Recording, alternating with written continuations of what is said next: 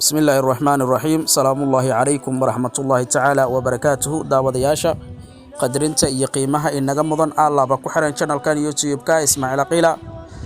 كسو دبادا برنامج كينا حكمة أو الله بحكمة عجيبة أن يدين كسو قد بنا كهر إنسان برنامج كجودا قلين فضلا ولال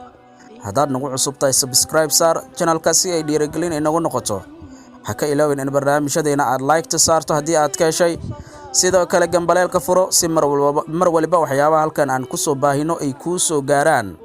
siina share garay si walaalo badan ay ugu faa'iideystaan xigmadaha aan halkan idinku soo gudbino xigmadaha maanta aan idin sidase waxay yihiin qiimaha ay naftaada ku yeelanayso bulshada dhexdeeda adiga ayaa iska leh hadaad isku aragto qof liita oo aan waxba qaban karin xaqiiq qof liita ayaad noqonaysaa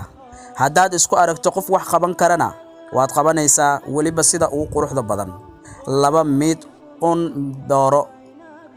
midda koowaad waxay noqonaysaa adiga naftaada silsilada ku xir oo la har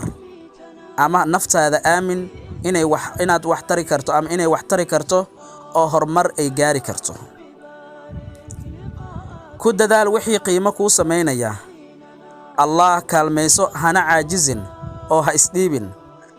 samirka badi ama sabarka badi qadarka Allahna rumaysnow hore u soco xataa sida diinka aad u socotide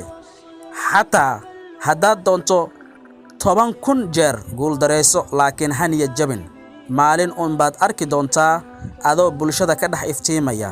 muslimka kartida leh wuu ka qeyr badan yahay muslimka awoodiisa aamini waayay ama daciifka ah uma nooli inaan qof kasta farxad geliyo waxba igama galin waxa qof kasta iga malaysanayo waxaan filayaa in xigmadahaasi aad ka heshaan insha Allah ta'ala guud ahaan barnaamijkeena maanta intaas ayaan ku soo gabagabaynaynaa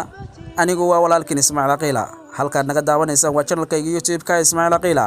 inta barnaamijkan midkiisa aynu ku kulmay doona family Ismaaciil Aqila waa walaalkiin oo idinkaga tagaya sidaas iyo nabadiino nooli kulanti dambe oo xiiso leh